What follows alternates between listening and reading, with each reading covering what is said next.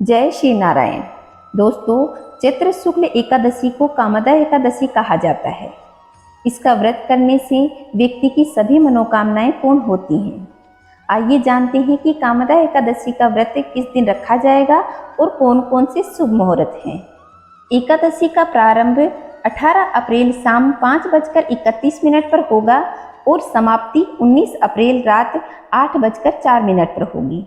इसलिए उदया तिथि के अनुसार कामदा एकादशी का व्रत 19 अप्रैल 2024 को शुक्रवार के दिन रखा जाएगा। व्रत का पारण 20 अप्रैल सुबह 5:50 से 8:30 के बीच किया जाएगा।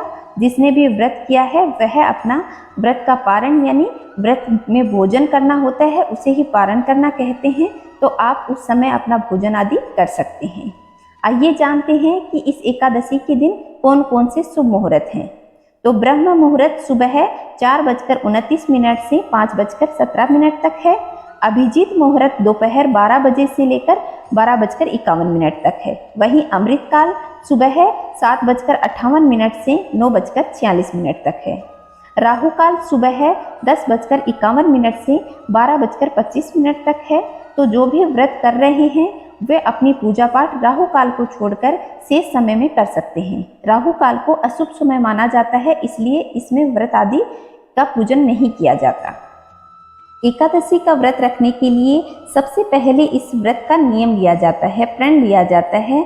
तो आप सुबह स्नान आदि से निवृत्त होने के बाद में अपने हाथ में थोड़े से चावल और जल लेकर के भगवान श्री हरि नारायण की मूर्ति या फोटो जो भी आपके पास में है उसके समक्ष खड़े होकर अपना नाम गोत्र बोल करके कहें कि हे नारायण भगवान, मैं एकादशी का व्रत कर रहा हूँ या कर रही हूँ, और फिर उनके चरणों में वह छोड़ दें कि यह व्रत निर्विघ्न पूर्ण हो। इस तरह उनसे प्रार्थना करके अपना व्रत का नियम लें और उसके बाद पूरे दिन निराहार रह करके अपना जय श्री नारायण बोलते रहें और व्रत करें। फिर जब आप पूजा करें तो अपने सारा पूजा का सामान इकट्ठा करके रखें और फिर एक चौकी पर भगवान श्री हरि नारायण की प्रतिमा रख लें। और इस बार यह एकादशी शुक्रवार को है, तो इस दिन माँ लक्ष्मी का पूजन भी विशेष महत्व रखता है। इस दिन आप माता लक्ष्मी के साथ ही नारायण की प्रतिमा लें और उसे रख करके उनकी पूजा करें।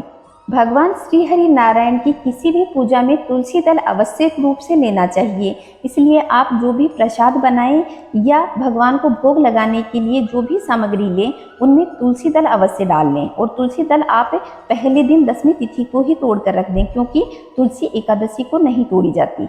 और जो भी आप चरणामृत बनाएं, भोग बनाएं, उसमें आप तुलसी दल आवश्यक रूप से डाल दें और भगवान को फिर भोग लगाएं। इससे भगवान बहुत जल्दी प्रसन्न होते हैं।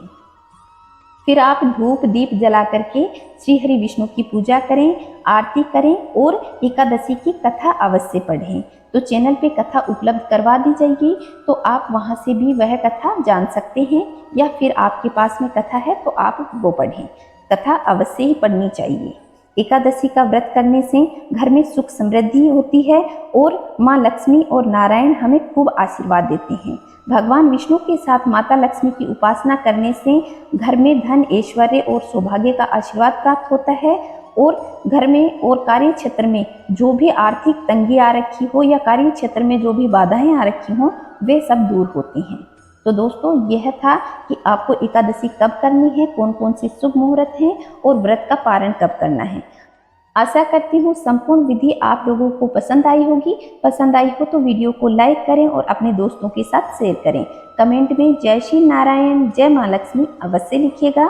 खुश रहें, मस्त रहें, चारों तरफ स्वच्छता बनाए रखें। जय श्री नारायण दोस्तों।